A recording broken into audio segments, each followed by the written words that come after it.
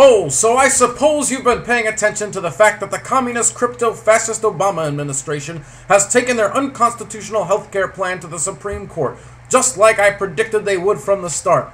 It has finally happened. We now have a Muslim theocracy adherent to the twin caliphates of taxes and spending. That's right, and if you think it isn't, let me tell you, that mirror don't reflect, because you're refracting some cosmic stupidity on a level not seen since Bowser quit Sha-na-na, patron. That's right, because let me tell you, taxes, spending, and Whataburger got two things in common, pal. I hate them, and they all give me occasional bouts of heartburn and diarrhea. And what happened to the idea of the free market in this country anyway? Used to be you had a good idea that you could sell more efficiently than your competitors, you got rewarded with profits, you created wealth and you created jobs. Used to be that was the reason people got up in the morning and brushed their teeth after taking a shit. Nuh-uh, no more Kimosabi. Nowadays, thanks to the lefty pinko abortionists, we aren't in the business of doing business anymore. Now America is in the business of taking away your freedoms and destroying your children's future. And let me tell you, this healthcare debate is just more business as darned usual from the jackboot-wearing Kenyan president and his wife. And it's part of their ongoing and unrelenting efforts to subvert, suppress, and supplant the Constitution and your freedoms. They subvert the Constitution with their hooligan mandate to eat vegetables and buy insurance. But when you take your car to the shop, they don't take your car's DNA and put it in a national ding-dang-dong database that takes away your guns and your Bibles. Let alone, they are indoctrinating your children every day to have abortions and not believe in God, via the Pledge of Allegiance, having God ripped out via hammer and sickle, comrade. Oh, so now I suppose you don't know they have damn carrots in vending machines and V8 next to ever-loving Coca-Cola.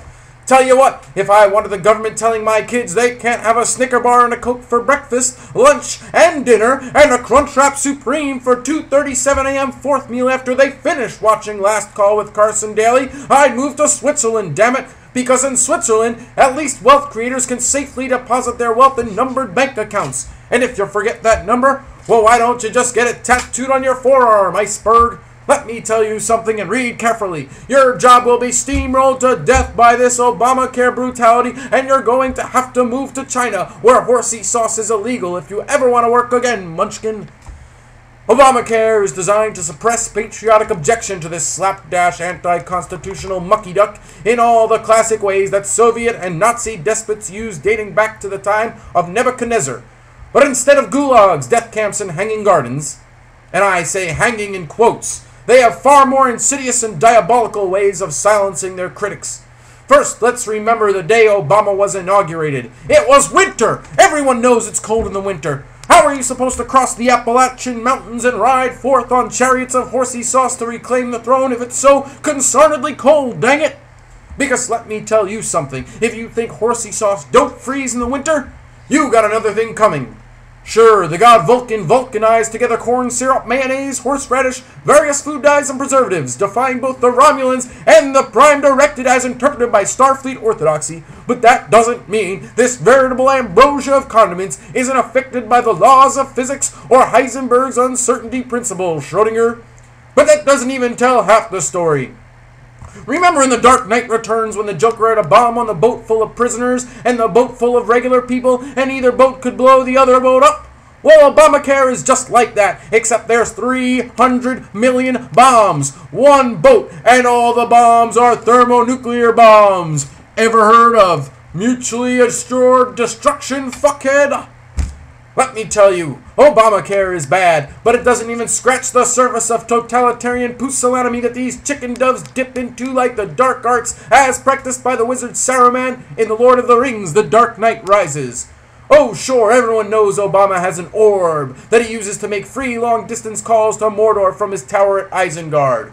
What they don't know is that 50% of the calls are financed by only 2% of the Americans, and they call this democracy. But I digress.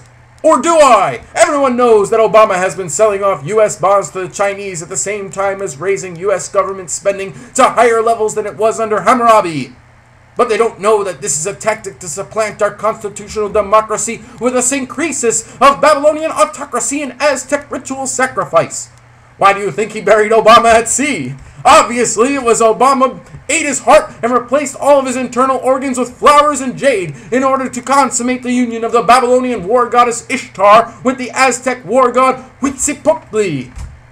It's so obvious, dummies. So that's what this healthcare mandate is all about. Subverting the Constitution by putting AIDS in your children's fourth meal. Suppressing patriotic resistance by taking away people's anti-tank weaponry. Freezing their horsey sauce. Banning food court deep-fried sushi Oreos. And supplanting your freedoms with pagan orcs that will eat your children's Bibles and declare war on Santa Claus. Oh, so I suppose you think that there's nothing wrong with this. That all progress is good progress. Well, that dog don't truck with me, Buster. Healthcare is the greatest danger to your children and your freedoms ever. It's anti-business and anti-Christian to say that people deserve healthcare. Well, insurance executives deserve to make millions of dollars each year, because if they didn't, why would Jesus reward them with Lamborghinis and 76-foot yachts with helicopter pads on them? He just plain old wouldn't, that's why. So don't bother writing letters to your representative or senator telling them to repeal healthcare, because it's not going to get rammed down our throats. Or it is going to get rammed down our throats anyway, by our Muslim president and his ayatollahs in the Supreme Court. Might as well get while the getting's good, and get on over to Arby's. Well, it's 2-for-1 roast beef sandwiches for the price of one, between 3 p.m. and 5 p.m. every day. Ever heard of Delicious, blockhead?